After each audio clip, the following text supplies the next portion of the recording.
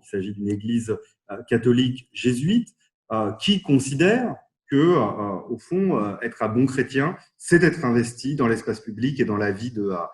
la cité.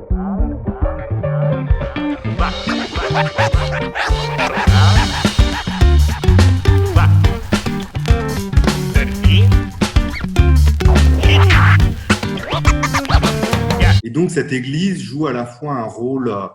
social en assurant une soupe populaire, des cours d'anglais, des cours en direction des enfants. Il y avait une école qui s'est constituée. Tout un travail également d'insertion en fait sociale et professionnelle en direction de la population. Et ce travail social en fait qu'assure l'Église est également articulé avec un engagement plus politique non pas au sens partisan du terme, mais au sens d'investissement dans la vie de la cité, avec l'idée que l'Église, avec d'autres,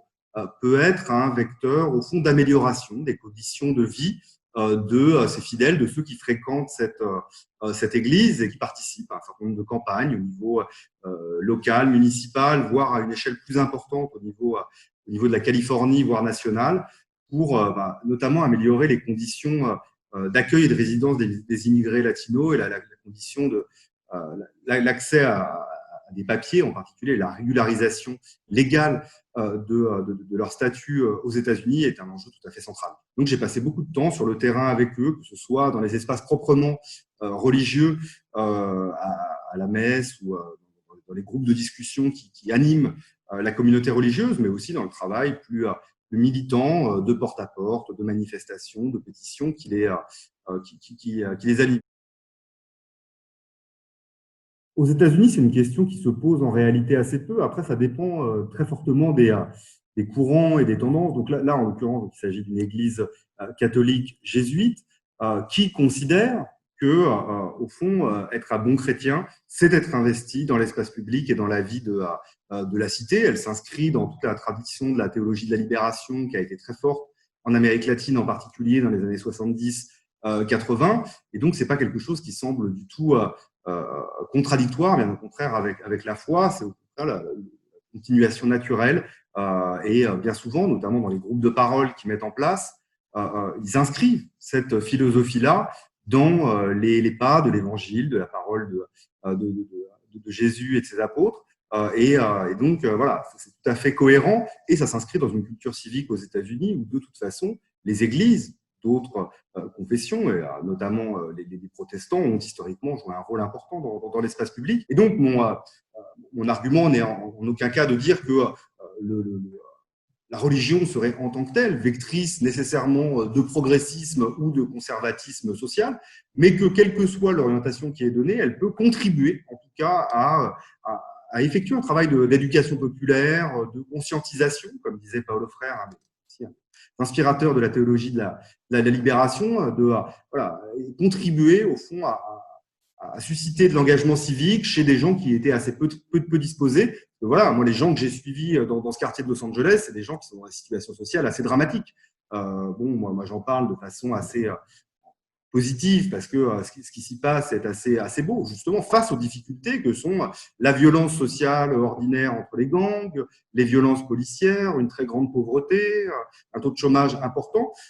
Et donc, c'est aussi parce que les conditions sociales sont aussi difficiles que les gens sont obligés de se serrer les coudes et de s'organiser collectivement. Ce que fait cette église à Los Angeles, et à l'image de bien d'autres acteurs religieux aux États-Unis, n'est pas si différent du rôle politique ou d'investissement de l'espace public qu'a pu jouer à un moment un certain nombre d'organisations chrétiennes. Je pense notamment à la JOC, Jeunesse ouvrière chrétienne, à toute la tradition de l'action catholique ouvrière, aux prêtres ouvriers, qui précisément jouaient ce rôle à la fois de soutien social dans le quotidien des classes populaires, et puis aussi qui mettaient en place tout un travail d'éducation populaire qui contribuait à la politisation et la conscientisation de cette population. Moi, j'ai beaucoup travaillé dans mes recherches, pour le coup, en France,